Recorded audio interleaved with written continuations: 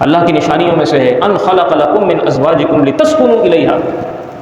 کہ اللہ تعالیٰ نے تمہارے لیے ایک جوڑا بنایا ہے، عورتوں کے لیے مرد، مردوں کے لیے عورت، جوڑا بنا لتسکنوا الیہا، کہ تم ان کے ساتھ بیٹھتے ہو، ان کو دیکھتے ہو تو راحت پاتے ہو، وجعل بینکم مودۃ ورحمہ، اور تمہارے درمیان اللہ نے مودت بھی رکھ دی ہے، محبت بھی رکھ دی ہے، اور رحمت بھی تمہارے لیے اتار دی ہے۔ نبی علیہ الصلوۃ والسلام نے ارشاد فرمایا کہ نکاح کے ذریعے سے آدمی اور عورت کے درمیان جو محبت ہوتی ہے، اس محبت کی مثال تم کسی اور رشتے میں نہیں دیکھو گے۔ اب نبی علیہ الصلوۃ والسلام نے ارشاد فرمایا کہ اگر کسی عورت کے اندر تمہیں کوئی خامی نظر آتی ہے تو اس کے اندر خوبیاں بھی تو ہوں گی، تو نبی علیہ الصلوۃ والسلام نے ارشاد فرمایا کہ جس نے دنیا میں کسی کی ایک مشکل دور کی، اللہ تبارک و تعالیٰ اس کی آخرت کی مشکل دور فرمائے گا۔ کہ باپ کی تربیت کا انداز ماں کو پسند نہ ہو، ماں کی تربیت کا انداز باپ کو پسند نہ ہو، لیکن اگر یہ باتیں بچوں کے سامنے کی جائیں گی تو بچوں کے اوپر انتہائی برا اثر پڑے گا۔ وَلَهُنَّ مِثْلُ الَّذِي عَلَيْهِنَّ بِالْمَعْرُوفِ، یعنی اگر کوئی آدمی یہ سمجھتا ہے کہ صرف اسی کے حقوق ہیں عورت کے اوپر، عورت کے حقوق اس پر کچھ نہیں ہیں، تو یہ اس کی غلط فہمی ہے، یہ اس کی بھول ہے۔ ہمارے یہاں معاشرے کے اندر رائج ہے کہ آدمی کو اللہ تعالیٰ نے حاکم بنایا ہے، آدمی کو اللہ تعالیٰ نے فضیلت دی ہے، یہ بات اپنی جگہ ٹھیک ہے، اور اس آیت کے اگلے حصے میں یہی فرمایا ہے وَلِلرِّجَالِ عَلَيْهِنَّ دَرَجَةٌ، کہ مردوں کو اللہ تبارک و تعالیٰ نے کچھ درجہ فضیلت بھی دی ہے عورتوں پر، لیکن اس کی کچھ وجوہات ہیں۔ ایک آیت کے اندر اس کی وجوہات بھی بیان کی گئی ہیں۔ الرجال قوامون علی النساء، اللہ رب العزت نے جو مردوں کو عورتوں پر فضیلت دی ہے اس کا سبب کیا ہے؟ فرمایا بما فضل اللہ بعضکم علی بعض، اس لیے کہ اللہ تعالیٰ نے بعض چیزیں مردوں کی عورتوں سے بہتر بنائی ہیں۔ اس کی عقل زیادہ مضبوط ہے، اس کے اندر صبر زیادہ ہے، اس کے اندر قوت فیصلہ زیادہ ہے، وہ مشکلات سے مقابلہ کر سکتا ہے، وہ لوگوں سے کھڑا ہو کے بات کر سکتا ہے۔ عورتوں کے اندر یہ چیزیں کم ہیں، یعنی تخلیقی اعتبار سے ہی یہ چیزیں کم ہیں۔ اسی طریقے سے فرمایا کہ وَبِمَا أَنفَقُوا مِنْ أَمْوَالِهِمْ، اس لیے بھی کہ مرد چونکہ کھلانے پلانے کا نان نفقے کا ذمہ دار ہے، لہٰذا عورت کو وہ پال رہا ہوتا ہے، عورت کی وہ نان نفقے کی ذمہ داریاں پوری کر رہا ہوتا ہے، اس لیے بھی عورت کو چاہیے کہ وہ اس کی اطاعت کرے۔ تو یہ بہت ساری وجوہات ہیں کہ جو فطری طور پر اللہ تبارک و تعالیٰ نے مرد کو کچھ خصائص، مرد کو کچھ فضائل ایسے عطا کیے ہوئے ہیں کہ چاہ کر بھی اگر کوئی یہ کہے کہ عورت مرد کے بالکل ہم پلہ ہو جائے، ہر معاملے میں اس کے بالکل برابر اور شانہ بشانہ چلے، جیسا کہ آج کل ایک ہوا چلی ہوئی ہے، اور آج کل اس طرح کے نعرے لگتے ہیں کہ ایکویلٹی کے نعرے لگتے ہیں، برابری کے نعرے لگتے ہیں۔ دیکھیں اخلاقی اعتبار سے تو ظاہر ہے کہ برابری ہے، جہاں ذمہ داریاں ہیں، ذمہ داریوں کو ادا کرنے کے اعتبار سے تو برابری ہے، لیکن جو چیزیں اللہ تعالیٰ نے خاص کچھ مردوں کے اندر ودیت کی ہیں اور عورتوں کے اندر ان چیزوں کے اندر کچھ کمی ہے، ان چیزوں میں برابری کیسے ممکن ہے؟ یہی تو وجوہات ہیں، چونکہ دین اسلام دین فطرت ہے۔ دین اسلام کیا ہے؟ دین فطرت ہے، فطرت کے مطابق چلتا ہے، فطرت کے مطابق اصول وضع کرتا ہے، فطرت کے مطابق لوگوں کو چلنے کی تلقین کرتا ہے، اور فطرت یہی ہے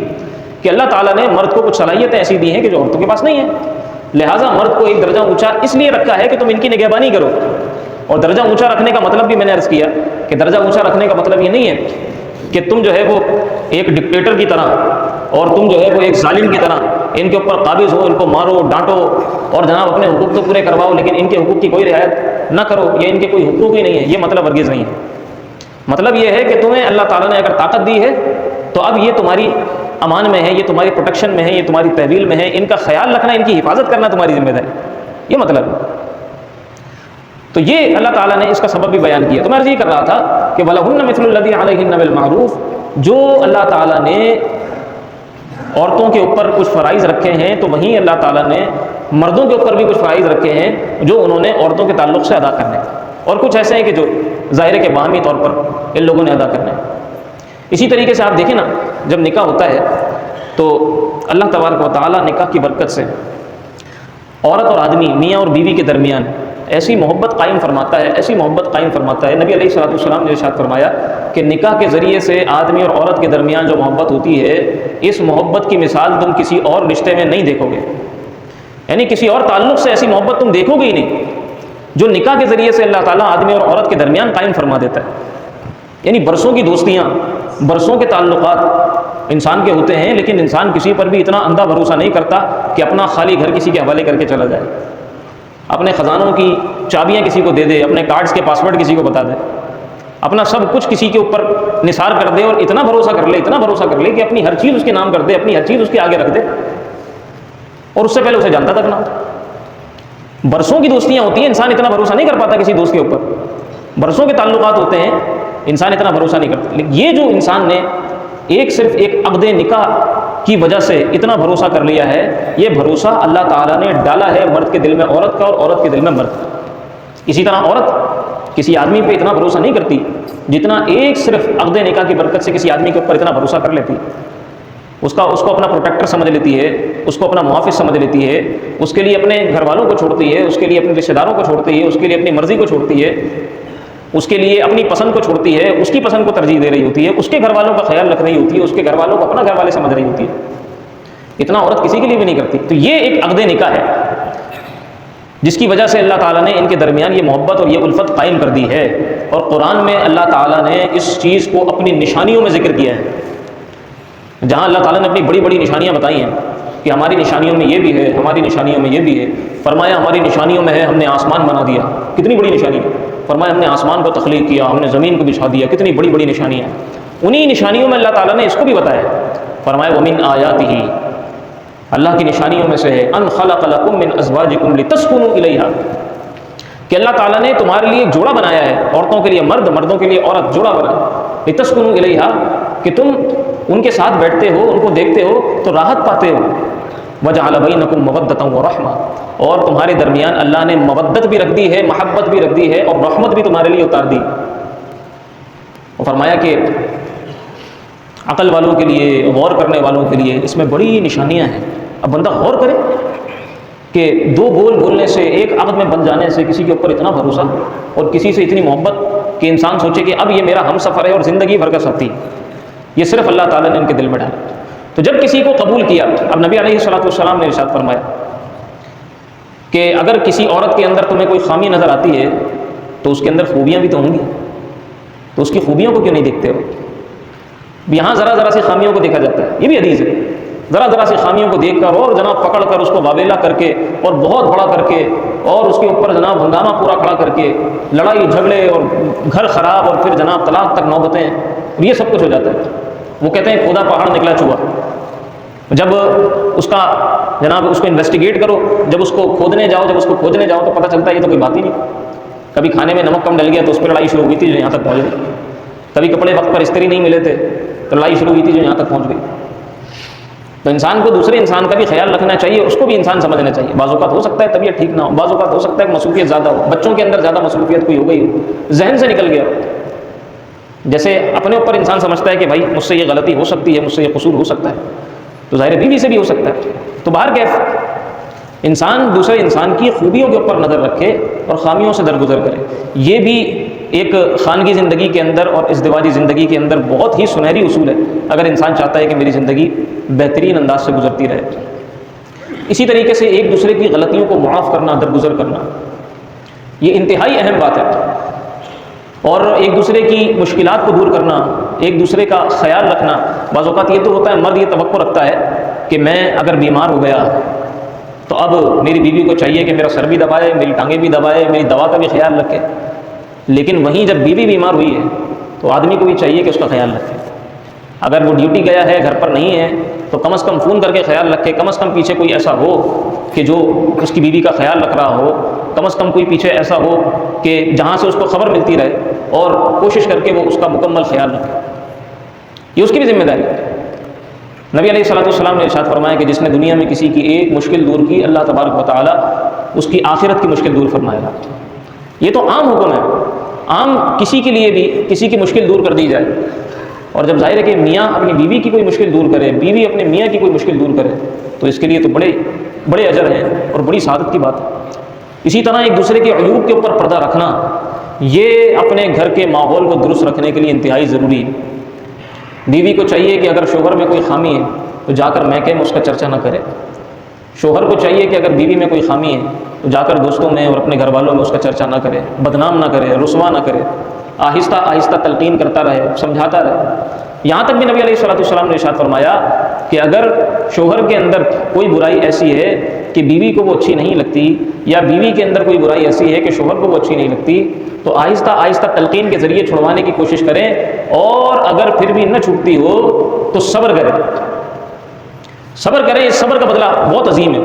اس صبر کا بدلہ بہت عظیم ہے۔ اللہ تبارک و تعالیٰ کے بارے میں یہی گمان رکھیں کہ اللہ تبارک و تعالیٰ نے اسی میں ہمارے لیے خیر رکھی ہوگی، اور اسی میں ہمارے لیے اللہ نے کوئی بھلائی رکھی ہوگی، اور قرآن کریم کے اندر بھی یہ مضمون موجود ہے۔ نبی اللہ رب العزت نے ارشاد فرمایا، قرآن کریم کی آیت ہے کہ ہو سکتا ہے کسی چیز کو تم ناپسند کرتے ہو لیکن وہ تمہارے لیے بہتر ہو، فَعَسَىٰ أَن تَكْرَهُوا شَيْئًا وَيَجْعَلُ اللَّهُ فِيهِ خَيْرًا كَثِيرًا، نہ صرف بھلی ہو نہ صرف بہتر ہو، بلکہ فرمایا کہ ہو سکتا ہے، اور یہ اسی تسلسل میں میاں بیوی کے کانٹیکس میں اللہ تعالیٰ نے فرمایا فَعَسَىٰ أَن تَكْرَهُوا شَيْئًا، اگر تمہیں عورت پسند نہ آتی ہو یا اس کی کوئی بات تمہیں پسند نہ آتی ہو تو فرمایا تم صبر کرو، ہو سکتا ہے کہ تم کسی چیز کو ناپسند کر رہے ہو لیکن اللہ نے اسی چیز میں، اسی عورت کے اندر تمہارے لیے خیر کثیر رکھی ہوئی ہو، اتنی بھلائیاں رکھی ہوئی ہوں، تم صبر تو کرو، پھر دیکھو اللہ تمہیں صبر کا بدلہ کیسا دیتا ہے کہ وہ برائی بھی ٹھیک ہوگی، اللہ تعالیٰ اس سے تمہیں خیر کثیر بھی دے گا، ممکن ہے کہ اللہ اس سے اتنی صالح اولاد عطا کر دے، ممکن ہے کہ اللہ تبارک و تعالیٰ اسے اتنا تابع دار کر دے، ممکن ہے کہ وہ گھر کو گلے گلزار بنا دے، ذرا صبر کر کے دے۔ تو یہاں صبر کی بھی بہت کمی ہوتی ہے، تو ازدواجی زندگی کے اندر، خانگی زندگی کے اندر یہ بہت ضروری ہے کہ صبر کا دامن ہاتھ سے نہ جانے دیا جائے۔ صبر کے ساتھ آدمی جو ہے وہ عورت پہ جو باتیں ہیں ان کی پردہ پوشی کرتا رہے، اور عورت جو ہے وہ آدمی کے حوالے سے اگر کسی قسم کی تکلیف ہے، آزمائش ہے، تو اس کی پردہ پوشی کرتا رہے۔ اسی طریقے سے آخری بات اس مضمون کی، پھر انشاءاللہ اس کو ہم کنٹینیو کریں گے آئندہ جمعہ۔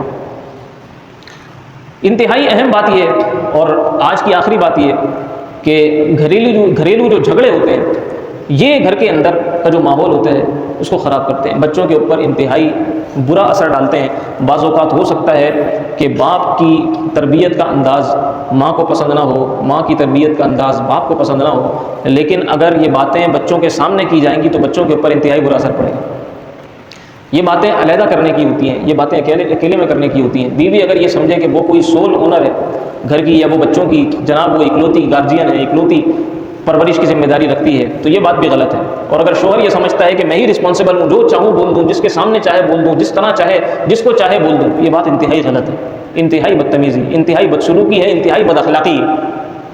لہذا گھر کے اندر کا جو ماحول ہے اس کو خوشگوار رکھنا انتہائی ضروری ہے، خصوصاً بچوں کے سامنے ماں باپ کی برائی نہ کرے۔ بعض اوقات ہوتا ہے کہ عورتیں بچوں کو باپ سے برگشتہ کر دیتی ہیں، اور یہ بھی ہوتا ہے کہ باپ بچوں کو اپنی ماؤں سے، عورتوں سے برگشتہ کر دیتے ہیں۔ ان کی کوئی بات ہے تو وہ بچوں کو کہتے ہیں کہ دیکھو تمہاری ماں کی یہ غلطی ہے، ماں کہتی ہے دیکھو تمہارا باپ غلط ہے۔ یہ بات انتہائی بری ہے۔ بچوں کو باپ سے جو ہے وہ سرکش کر دینا، یا بچوں کو ماں سے سرکش کر دینا، یا ماں کا باپ کی باتیں بچوں کے سامنے کرنا غلط بات ہے، یا باپ کا ماں کی باتیں غلط باتیں بچوں کے سامنے کرنا، یہ گھر کے ماحول کو انتہا درجے کا خراب کرتا ہے۔ اسی طرح جو ذمہ داری ہے وہ ذمہ داری تربیت کی صرف عورت کے اوپر نہیں ہے۔ ہم کہتے ہیں نا، ہمارے معاشرے کے اندر یہ بات مشہور ہے کہ تربیت کی جو ذمہ داری ہے، تربیت کا جو جوہر ہے وہ ماں کے ہاتھ میں ہے۔ صرف ماں کے ہاتھ میں نہیں بلکہ باپ کے اوپر بھی بچوں کی تربیت کی ذمہ داری ہے، بلکہ بعض چیزیں ایسی ہیں کہ جن کے اندر جب تک باپ بیچ میں مخل نہ ہو تب تک وہ معاملات سیٹل نہیں ہوتے۔ لہٰذا باپ کو بھی چاہیے کہ وہ اپنی مصروفیات سے، اپنے کام کاج سے کچھ وقت نکال کر وہ لازماً اپنی اولاد کی تربیت کی طرف توجہ دے، تعلیم کی طرف توجہ دے۔ ہمارے یہاں یہ بھی ایک بہت بڑا المیہ ہے کہ تھکے ہارے آ کر سو جانا اور بچوں کو نہ دیکھنا، یا پھر کام سے واپس آ کر اپنے دوستوں کے ساتھ اپنی لائف کے اندر بزی ہو جانا کہ بھائی مجھے بھی تو ذہنی سکون چاہیے، ٹھیک ہے، لیکن بچوں کو دینے کے لیے بھی آپ کے پاس وقت ہونا چاہیے۔ بچوں کو اگر باپ وقت نہیں دے گا، بچے باپ سے دور بھی ہوتے جائیں گے، پھر بعد میں باپ کا یہ شکوہ کرنا کہ بچے مجھ سے کنیکٹڈ نہیں ہیں، بچے مجھ سے بات نہیں کرتے، یا بچے مجھ سے اپنی بات کہتے نہیں ہیں، تو ظاہر ہے یہ شکوہ کرنا اس کا درست نہیں ہوگا، اور بچوں کی تربیت میں بھی انتہا درجے کی کمی واقع ہوگی۔ اللہ رب العزت ہمارے گھر کے ماحول کو اچھا فرمائے، اور اللہ تعالیٰ ہمیں معاشرے کا اچھا فرد بنائے۔ ما علیہ الا البلاغ المبین۔